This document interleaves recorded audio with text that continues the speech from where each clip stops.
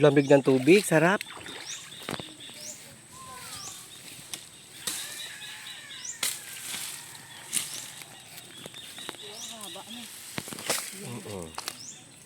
Ay, may harang na pala din eh.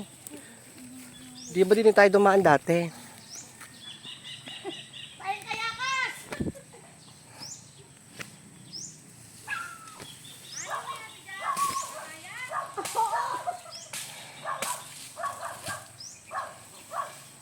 Para malibang yung aking kasama.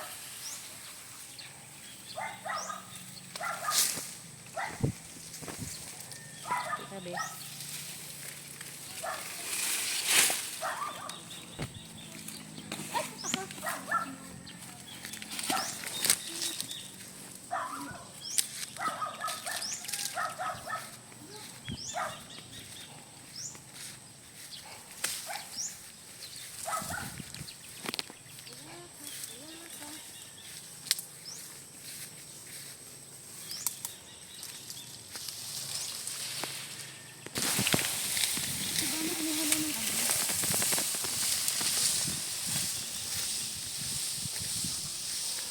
Ayan, sige, hila.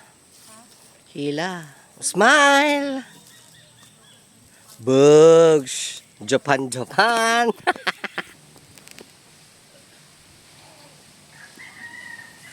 Tingnan siya, ang reyna ng mga kayakas. Ang reyna ng mga nagkakayas. Just. Si Ate Jazz, the only Jazz. Oo. Sina.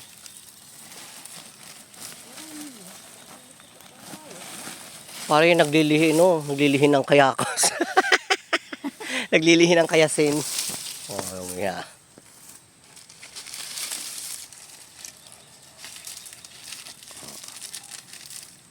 A mother of all Beckies. Si Ate Jazz, the one and only. Just the two of us. Kaya nga. Ang pagbabawalan ako kasi mainit na.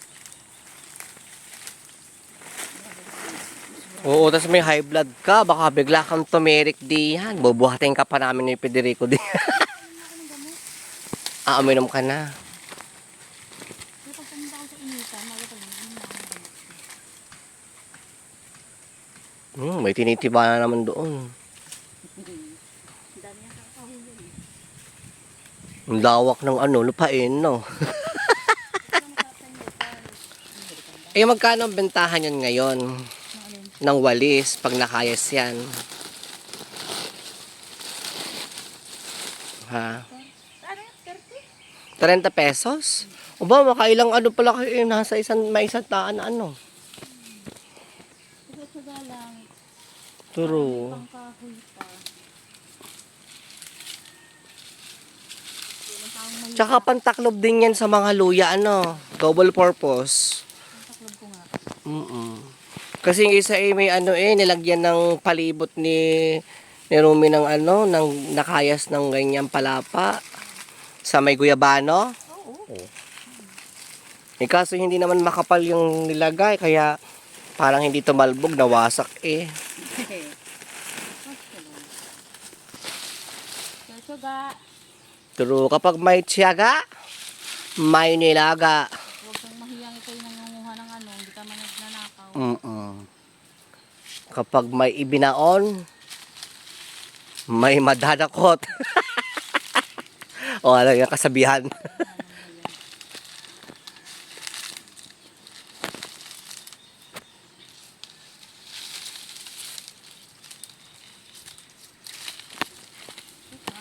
Ang sarap naman dito, ang presko ng hangin.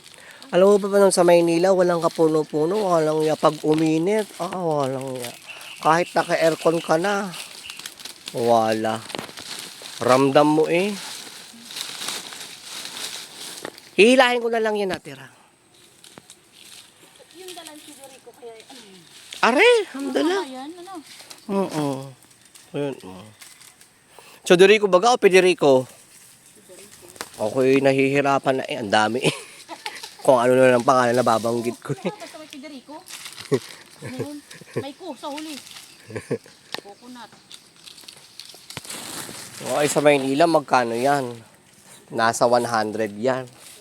Eh dito sa probinsya, ano lang, hinahakot mo lang. Kakayasin mo na. May libre ka ng walis. Mahirap mag-ano. Mahirap naman kasi mag-ano lang din ng kayakas. Lalo pag malayo. Oo. Kaya kailangan talasin mo na yan, ano. Kailangan pala. Ang iba nga pag pumunta sa Nyugan, ano na, wala na mag-anire. Ting-ting na yung pagdating sa kanila. Okay, kinakayas na. Nalinisin na lang nila. Oo nga naman, kaysa naman magbuhat pa sila ng ano. Sa bakit, panggatong din. Hindi mabigat kasi yung pag yung ano. Yung meron pang mga dahon-dahon.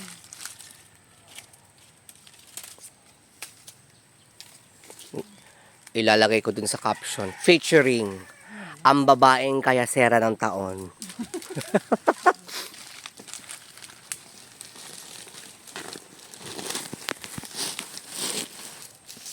Oh, ang dami palang puno ng niyog dito. Pag ito yung naipababa, nagsabay-sabay na nagbunga, ano? Tapos sabay-sabay ding pinababa, aba. Kasi pinapabukuhan din to. Abukuhan din ba ito? Hindi ba ganiyog? Ang dami na naman eh. Parang may nagbaba ng buko. Ano makapuno ngayon eh.